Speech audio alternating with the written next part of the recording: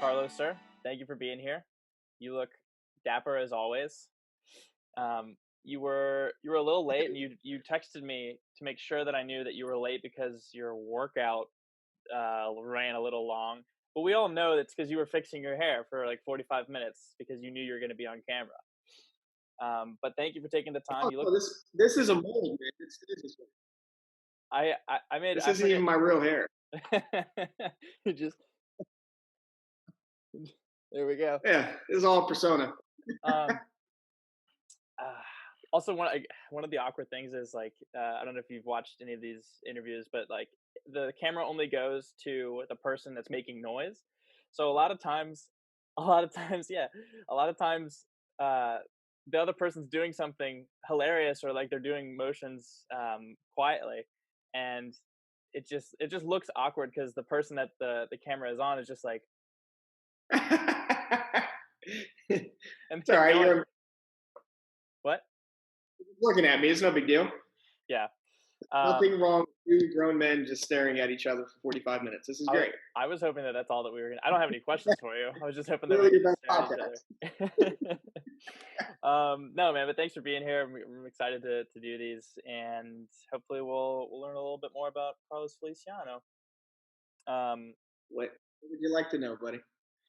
so obvious first question. Um, your least favorite 20 customer development reps in order. You can alphabetize them if you want, but I want like clear, vivid reasons why you don't like them. Go ahead. You can take your time. I had a hunch that this was going to be a little bit more comedic than than you prepared me for. That was fantastic. Okay, fine. Um, We can get to that later. That's can fine. we skip that one? Yeah, that's fine. Got it. We'll I only start have 19. I don't know if I could do with, and they're all me. Um, 20. so uh, I guess it's kind of a strange question because we're in quarantine now, so things are a little different. But quarantine aside, um, 10 years from now, you know, you look back at your time and the things that you're focused on and doing now. Like, what will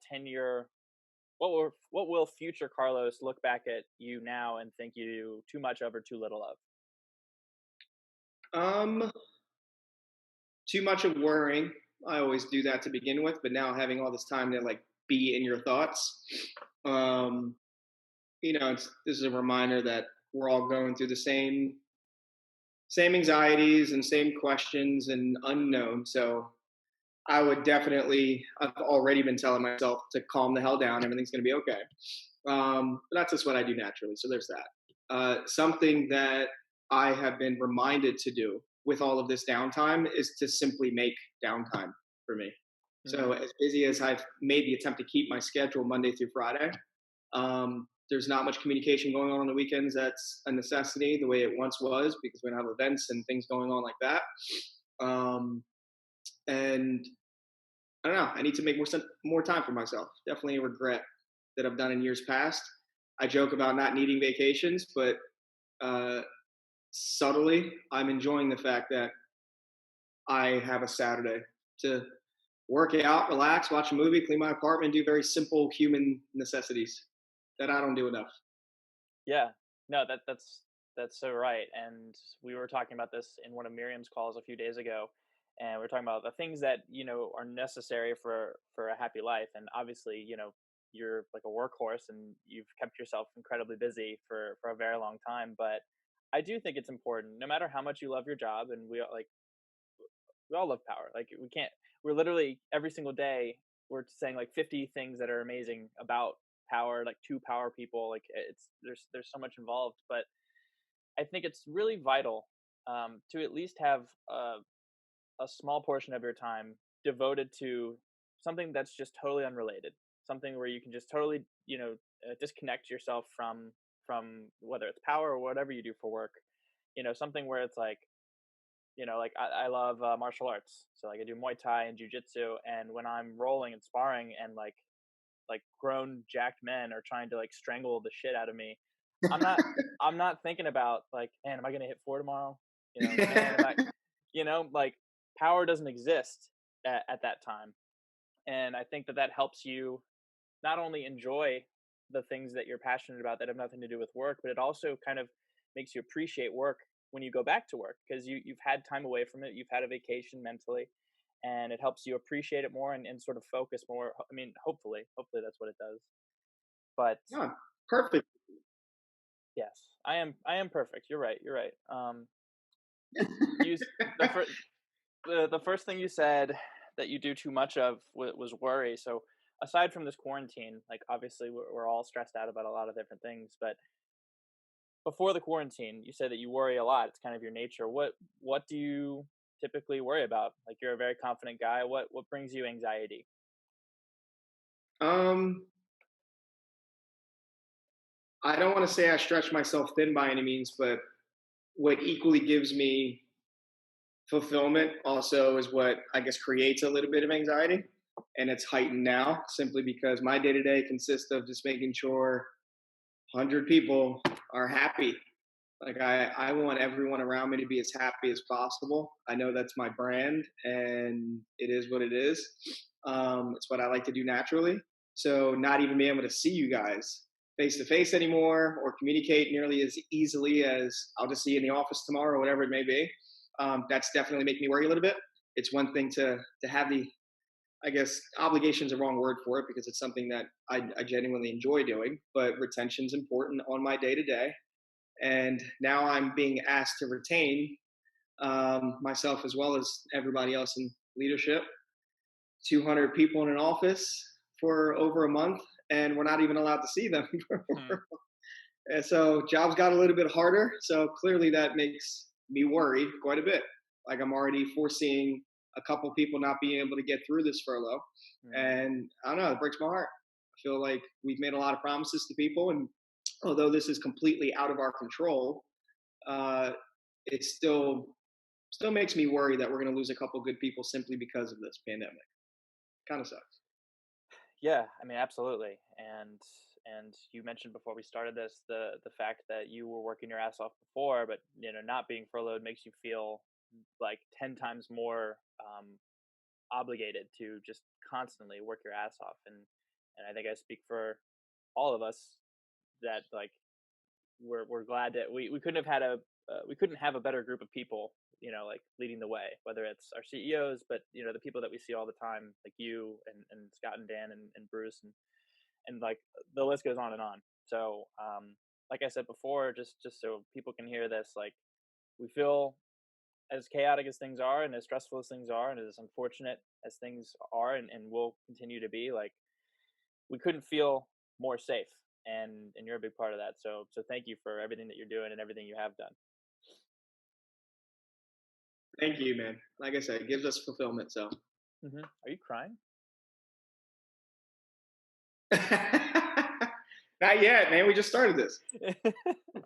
um I'm still thinking of the 20 people that I hate. yeah. um no, but you mentioned that the same thing that gives you stress and anxiety is what gives you fulfillment. I'm wondering if you get if you get so much fulfillment because you have to go through so much strain to accomplish it. Does that make sense? Perfect sense. Like getting to the top of a mountain feels really good because you had to just crawl your way and work your ass off like for hours to hike and climb up it. Otherwise, like if you just drove to the top and you just looked, it would kind of look cool, but you'd be like, yeah, that's cool, that's fine, Couldn't agree with you more. cool. That's all I'm going for. I just want you to agree with me. Um, so here's a this is I guess like a heavy question I've been asking everybody, and it's been really interesting to hear different answers from people. And it's one of my favorite questions to ask, and it's what's a traumatic event, one you wouldn't wish to repeat that has significantly impacted your life for the better. Wow.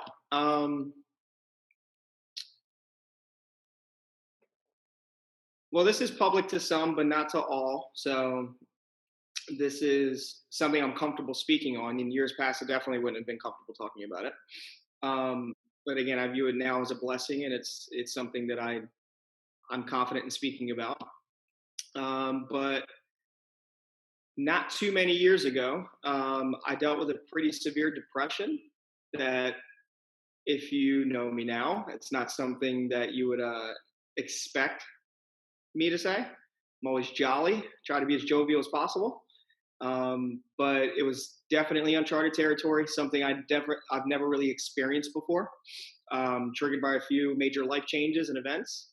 And although I wish to never feel, those hardships or lows ever again, what you guys view or brand me as, whether it be this office therapist or just the goofball that will put a smile on your face in the office, I promise you, the man that exists today is simply because of what he went through, 6, 7 years ago. If it wasn't for that, I I lack empathy. I lack knowing what it feels like to experience something like that. I lack the education and confidence to give advice. Like, there's no way in how I can give somebody advice on anxieties and depression and going through major life changes and worry and all of that if I didn't experience that myself. Quite frankly, prior to it, I was pretty cold. So again, although I definitely didn't enjoy experiencing that fun time in my life, um, it's a blessing in disguise. Like, it's helped me or groomed me into the man that I am today. That uh, a lot of people, and myself included, are really proud of. And that's not narcissistic in any way. If anything, we all should be proud of ourselves in some manner. And I'm proud of that. So sorry to be vague about specifics on it, but Not at yeah, all, man. there's my traumatic area. But Absolutely. Well, thank you.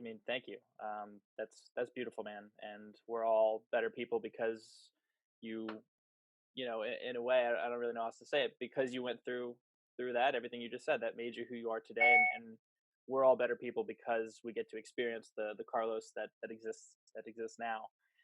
And I, you know, means a lot, by the way. yeah, Thank you. of course. About 3 years ago, I and this wasn't like I didn't ask you just to answer it myself. It's just I went through pretty much the same thing about 3 years ago. I tell a lot of people that that's when I started taking care of myself, and it was only after I got kicked out of school because I was just fucking around too much. Wasn't taking anything seriously. Really, I wasn't taking anything in my life seriously. I was just kind of coasting, just being like, I'll be fine. I guess things will work themselves out next year, and then next year would come, and then I just keep doing that until eventually it just like built up and erupted in my face. So I got kicked out of school, and the woman that I was in love with, I thought I was gonna get married eventually. She she broke up with me, and it was like a movie. It genuinely felt like rock bottom. Like, I felt like I could not. It like physically hurt. I could not. I didn't have a job. Like literally, it was like you couldn't write it, and it was the darkest time of my life. And like I had the worst thoughts I've ever had in my life, and I didn't. I had couldn't even imagine getting out of it until, I don't know. Just one day, I was just like, okay, uh, I can either just stay here, or I can just, I don't know, take at least a one step, or like one like start crawling myself, inching myself up, whatever, like towards something. And so that's what I did. I started to just like take tiny little steps each day. I was like, I don't know what I'm doing, but I got to get out of. I don't want to go back where that is. I want to just, let me crawl this way. And you do that every single day, and you just don't stop. And then you look back and you see how much has changed. And then I became incredibly obsessed with like personal development, taking care of myself, challenging myself, learning new things, educating myself every day. Um, I'm a completely different person than I was 3 years ago. So I'm saying all this because everything you just told me kind of solidifies a theory that you hear in personal development, which is it's often people who have been through like hell, or who have been at the bottom, who make that climb, who most want to help other people make that climb. And I certainly feel that way. Like I want to, like, my podcast, my website, shameless plug, check it out. Um, they're they're dedicated to, I don't know, like, just if it helps anybody become better or want to become better, then that's what I care about. And I feel like that's what you do every single day. So I don't know how true that is to you or how much that resonates with you, but that's how I feel. Absolutely. That was very well said. I'm not going to call you perfect this entire podcast, but you and I are in agreement of a lot of on a lot of our theories, man. I genuinely believe um, you almost are undeserving to mentor someone if you haven't personally experienced at least something relative to what you're trying to teach them. So Hmm. I couldn't agree with you more. Yeah, man. I I'm talking to you. I'm not trying to just make this all about me, but it just Are you sure? You're really good no, at it. no, I'm not. You can leave. Actually, I'm just gonna. I'll just address the. I'll address the I'm audience. sorry, you guys. It's Go like grab a drink or something. Uh, no, but one of my favorite conversations was actually at the end of probably the worst day I've ever had at Power. Was at a store that a lot of people have reservations for, but that doesn't matter. It was just horrible. Like I couldn't get anybody to even like break stride. Like I couldn't even come close to trying to do my job, and it was all day. And I just like man, I felt like crying. I almost did in the car when I sat in my car for like 10 minutes. I'm not kidding, and I almost just started crying. I was just like, this was like, and all the questions started popping. I'm like, God damn it, this was horrible. I called James alone, one of my favorite people to call when I'm going through anything. such And a good kid. yeah, yeah, I mean, it's ridiculous. And he goes, dude, first and foremost, you're gonna like this is horrible now, but it's a good thing that you went through this because one, it happens to everybody. Like you can't not have a shitty day like that. And two, now you have room to help someone when they go through that because you know what it's like. And I was like, God damn it, James, why you gotta be right now? I just want to cry. Just give me a shoulder, man. But yeah, yeah, like if you've just done everything perfectly and you've never had to learn and you've never made any sort of climb, then how can you? It's like why everyone in leadership starts where we start. It's like who was saying it the other day in a training? I think it was Shannon. I think it was Shannon yesterday. It's like that's why everyone starts at the same place because it's like how would we respect like if you Carlos just came in from like another company and we're just like, yep, I'm your director. It's like, guys, come on, you just got to do this, and we're like, what the you like, you've never even done this. What the hell? How are we supposed to take this guy's word for it? Anyway, Who are I'm blabbering you? on. Yes. Mm. I But love it. yeah, man. My I worked at the Cheesecake Factory. That was my job before this, and we get managers, and they would just come from non-restaurant jobs, and they're we've had some good one. We had some good ones and some poor ones, but the poor ones we're all just like, dude, like you've never even waited tables before. It's like you there's just this lack of trust and an inevitable lack of respect that you have when someone hasn't gone through what you've gone through. That's my long-winded way of saying I agree with you. Hey, I love the restaurant reference as well. You know that's close to my heart too, so I appreciated that. That That's triggered. how Yeah, that's how you and I bonded in the interview. Um, I love when you talk about James and you say, "Man, when I was 22, I was in the weeds in the back of a sweaty restaurant." I love I didn't know what the fuck I was doing. This kid is like it. helping us run a company, and like I'm like I'm working 16 hours a day. I'm drinking excessively. I'm not paying anything on time. I didn't know what I was doing with my life. That kid is unbelievably impressive. Here's my shameless plug. He's not on my bottom 20. He's definitely in my top 20. He's like 23rd, so he missed the cut. Got it. So yeah, third question for you, Carlos. Want to end with a fun one. It's fun for me at least. What's something that everybody loves that you think is just super overrated? I'm actually pretty loud about this, so I don't mind answering this. I don't get social media. Yeah, Like, it's not an age thing. It is a content thing. Like, I love humor. Like, I, well, I love you, man. I love the sarcasm. I love the highbrow wittiness. I love the intelligence behind and skill set, quite frankly, behind like stand up comedy. So I appreciate the one liners on Twitter, here, there, funny videos. But the obsessive 23 hours a day, look what I'm doing, narcissism, it's just like, or quite frankly, loneliness. Like people are seeking love on social media. It is, it blows my mind.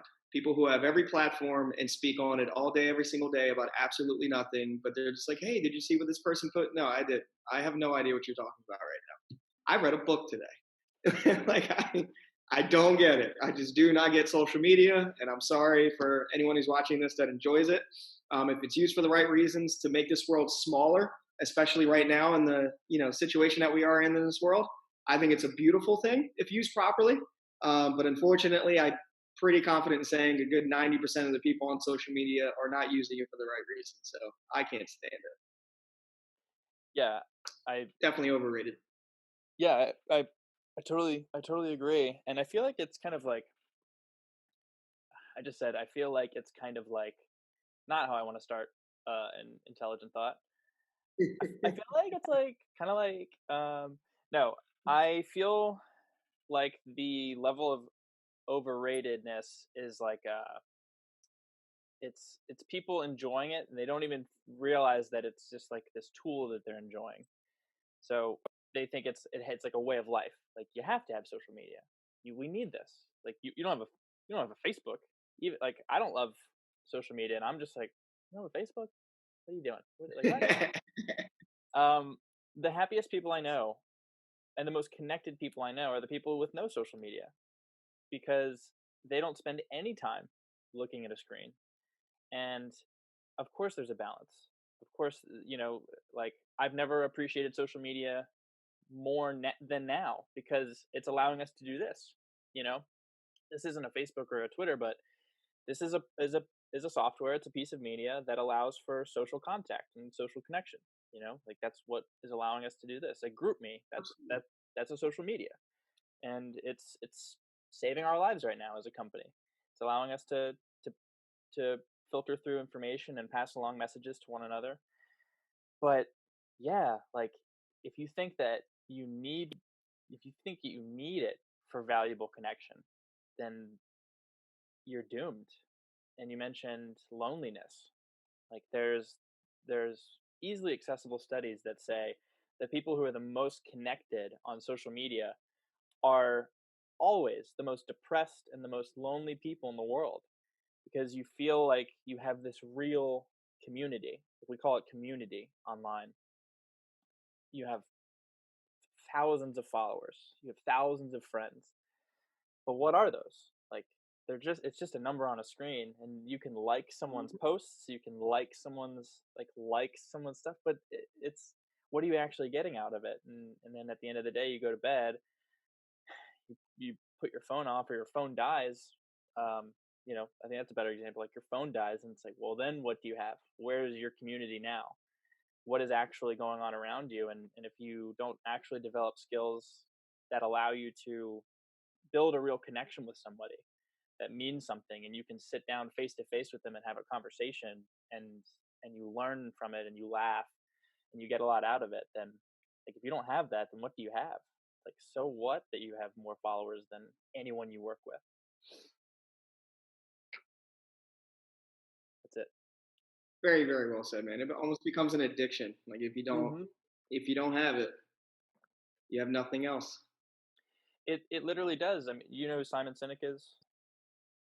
Of course. Yeah. Okay. Cool. That's your boy. He's yes, I love him. But in his book, I forget which book it was, if it was a book at all, but it might have just been a talk. He cited a bunch of research done about the chemicals, like what happens to your brain when you use social media, and even someone who doesn't love social media like me, like it feels good when you get likes on something, like you post something and Of course. it gets a bunch of likes. Even group me, dude. Like if I post something and I'm proud of it and it doesn't get any likes or one like, yeah, like, I'm embarrassed to say it, but I'm like, "Damn, like, that's it? Come on, guys, like, I gotta what the hell?" Um, and that's because it when you get something like that, it produces dopamine, just like any other addicting substance. You do something and your brain produces dopamine. It makes you feel good, it makes you feel valuable. And, what was I saying? Just like sugar, just like alcohol, just like drugs. But we have all these rules. This is what Simon Sinek was saying. We have all these rules that protect kids from not doing alcohol, doing alcohol. Don't do alcohol, kids. From drinking alcohol, from Oh, I doing can't wait for drugs. you to be a father of 12. That was great. um, and like hopefully, like their sugar content is moderate. Like we have all these ways to moderate this and to keep them safe from all these from all these addicting substances. But there are no rules really with with social media. My sister's 13. She in sixth grade had a Snapchat, Instagram, TikTok, like all this Scares stuff. the shit out of me. Dude, it is scary. It's scary to see in real time because I can see her, like her summers and her days like now, especially now during this quarantine, like her days are spent like this. And that's not a knock on you because you're on your phone a lot, but just kidding. But it's I don't like to see it. And she says herself, and I can see it in her friends, they're not that good at like handling conflict face to face, and everything that we've been saying, just building a connection. Like if you throw away all the technology and you're just in a room with people, like what can you do? What can you bring to the table, and how can you build a connection with people? So yeah, it's scary, and we're all doomed. Tell you what, I'll tie in this discussion with a previous question. Not to make this serious by any means, but Sure. um, one thing that struck home with me when you brought up there's a direct correlation to people who are involved in this online community, and only having that, they're typically the ones dealing with severe depression and loneliness and all of that. I once was pretty obsessed with social media, and it was during the lowest point of my life because I was seeking something that would release the dopamine necessary for me to be happy. And now moving forward, and I see all these people again, just like you brought up with your sister, that struggle with just face-to-face social interaction, quite frankly. The reason why I am purposely over the top in certain circumstances is that I look around, I'm very observant, probably more analytical than I'd like to admit. And if I can tell that somebody is, anxious or uncomfortable and using this as like a comfort zone, I'll be over the top just to make sure that they can loosen up a little bit. They can interact with us socially. Something that Robin Williams, spoke about. I always respected that man. Mhm. But they asked him, like, why do you act like this all the time? Like, why are you always so eccentric? Like, you're manic, quite frankly, all the time. Like, there's clearly something going on with you. And he's like, I know what it feels like to feel absolutely worthless. So because of that, I never want anyone around me to feel that. So I am who I am for others more than anything else. So it was sad to see a guy like that go, but it definitely, I don't know, it spoke to me personally, and that's got to tie in the two things that you asked me today. That's Yeah. probably why it's like social media so much. Yeah. Yeah, no, that's I think that's brilliant, man. And people often use the quote or the idea when they're talking about Robin Williams, which is like the people who have the most going on in here tend to be the ones who love to use humor or whatever avenue you want to use to make other people feel better, so that they the world doesn't have to go through what they're going through.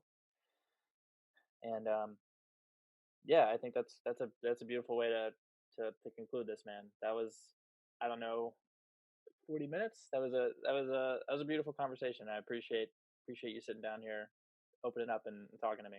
Of course. I appreciate this, man. Definitely a first time for me to do anything like this. So I appreciate you pushing me out of my comfort zone, believe it or not. Of course, it's just I don't know. It'll take me a while to balance it out. The level of the level that you've taken me out of my comfort zone. But actually, I want to end with this story. Um, do you remember the first time you took our training class out to knock on doors? And it was cold and no one was answering. No one's answering. And then do you remember the Real first fun day. It was great.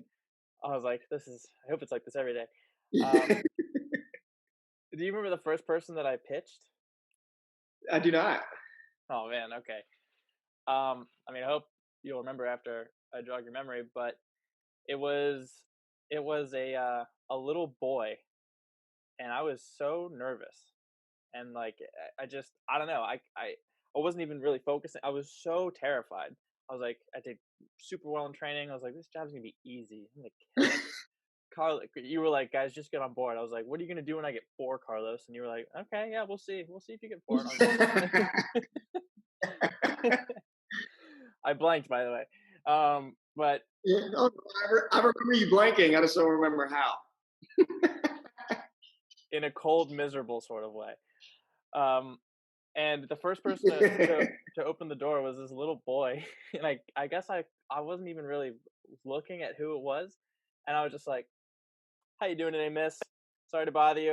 Um, I will never forget that. Are you kidding me? I do. But a little boy, a grown woman. That was great. That was fantastic. Uh, it was like I was just so happy the door opened, and I was just like, "How you doing, name? Sorry about you. I'm Dylan from Power Home. We just got done with another window installation in the neighborhood. Just noticed that you had the original windows while we're here in the neighborhood today. We're giving all your neighbors free estimates on energy efficient panels."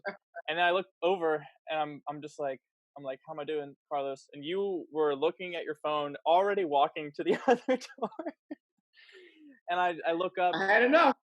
I look up, and the boy just goes, my parents aren't home." And I was just like, "Oh, sorry, sorry, dude. Ha- all right." Went to the next one, and I look over, and I'm just like, "Did you see that?" And you were just like, you were like, "Yep, I distinctly remember that.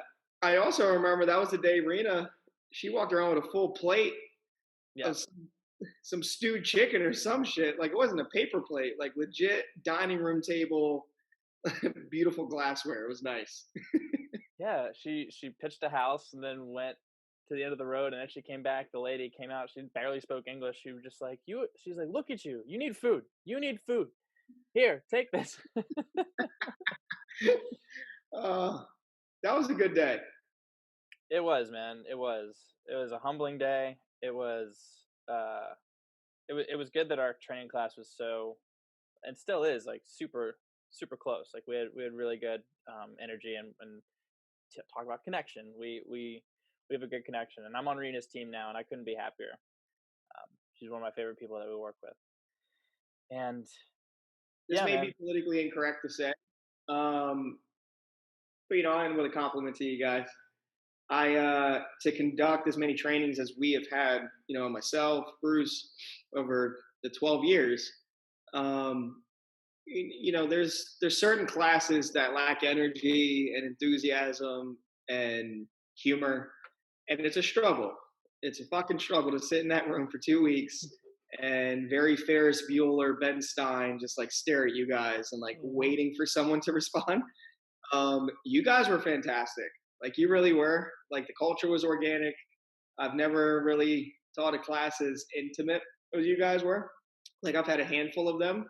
Mhm. Um, those I always remember vividly, and you definitely are guy. You guys and girls are definitely like part of that handful. So I want to thank you guys for that. It makes my job easier when it's fun to walk into the room. You guys were hilarious. um, yeah, man. I mean, I would say you're welcome, but like you said, it was just organic. It's not really something you can't just like show up and be like, "Okay, have a really have a really good connection with everyone that you're training with." It's like you just walk in, and if it's there, it's there, and we're all very lucky that it was, and we were lucky to have a great teacher, man. And I'll say it again, we're lucky to have, I don't know, everybody. Like, people are just like, "Oh, like who are like the people that you really look forward to seeing every day?" And I'm just like, "Well, this person, I'm just like, "God, there's like 50 people, you know?" And so many things wouldn't work if we didn't have the people that we looked forward to seeing and working with and talking to. And it would make conversations like this way more dull, and it would make the job impossible because the job is, I don't know about you guys, I think the job is pretty fucking difficult. And if you didn't have a team No, it is. I told I just said I told, but I was talking to Scott the other day, and I was just like, yeah, man, talk about this place, and it's like a cult, and you tell it, you talk to other people who've never seen power, and they're always like, what? Is it a pyramid scheme? Is it a cult? Like, what's the catch? And I throughout the training process, and I loved every single day. Not that I don't love coming to work, but I was just like, what is the catch? Like, what? Why is why aren't there lines of people trying to like apply here? And then I started the job, and I was like, oh, the catch is that this is hard. This is really hard. This is a lot more difficult than I thought it was going to be. Um, and it was even worse for me because I did really well in training. So I came in with a horrible mindset because I was like, this is going to be cake. I'm going to destroy this job. And then I've just had my ass handed to me, week in and week out. And it was a, it was a, it was a slice of humble pie, dude. Like I was not ready for it. And it's something that I really needed because it taught me it's like, okay, I can't really just get in. I can't be successful because of like my personality or just raw talent alone. Like this is gonna take daily work and effort. Like I just can't stop. So I am eager to get back. Like I've never wanted to fucking pitch someone in a Sam's Club more than right now. Isn't Um, perspective ridiculous? I yes. Oh, it's crazy. can't wait to get yelled at I 100. know. I want to just say a joke at a store and have no one laugh, and then me question why I'm alive, and that would be better than this. And uh, again, in that same conversation with Scott, he was like, "Dude, like perspective is like crazy, right? Like the funny thing. That's my little Scott. uh, That was flawless. no, my favorite. I'm not gonna pick my laptop up, but if you ever want to do an impression of Scott, you just got to walk over to a window and look out of it while you're talking to somebody. And he's got this timbre in his voice, and saying the word power always always helps. So you're just like, someone like, do Scott, and he's just like, dude, the funny thing about power, and just look off in the distance, like you can see your entire life. um, in that same conversation, Oh my God, that's incredible. he goes, um, man, perspective is crazy. Like I think we would all rather like spend a week just blanking in stores in a row, like every day, than doing this. And I was just like, yeah, man, yeah. I don't know about every day. I don't I don't know if I'd want to blank every single day. I was like, maybe throw in like a couple twos in there, maybe, but like I don't know. Not I don't want to blank every day. Uh, anyway, what you just said just made me think of that. But yeah, perspective is crazy. I can't wait to get back. I can't wait to see everybody. I'm gonna give everyone a violent hug when I see them, including yourself, um, because yeah, I love you, man, and you kicked off mine and several other people's career at Power, and I'm really excited to continue and whatever the words are. Like I have a future, and I know that I do, and I'm gonna do my best to show up every day and make sure that it's gonna happen. And you're a big part of that. So thank you.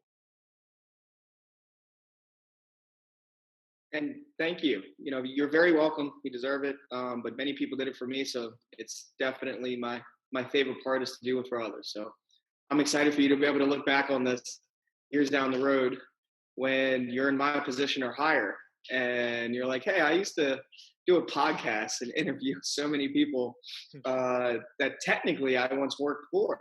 And I'll look at me. So I want you to be proud of yourself, man. We all are. We think very highly of you, and you're funny sometimes. That is not true. I'm funny. I would argue 90 to 93% of the time. Um, but I respect it. No, thank you, man. We could just go on saying nice things about each other, but you're the man. Thank you for sitting down with me and doing this. I learned a lot, and I think a lot of people will really enjoy this conversation because I really did. Awesome, buddy. Thank you. Thank you for having me. Yeah, brother. Stay safe, and we'll talk soon. Wash your hands.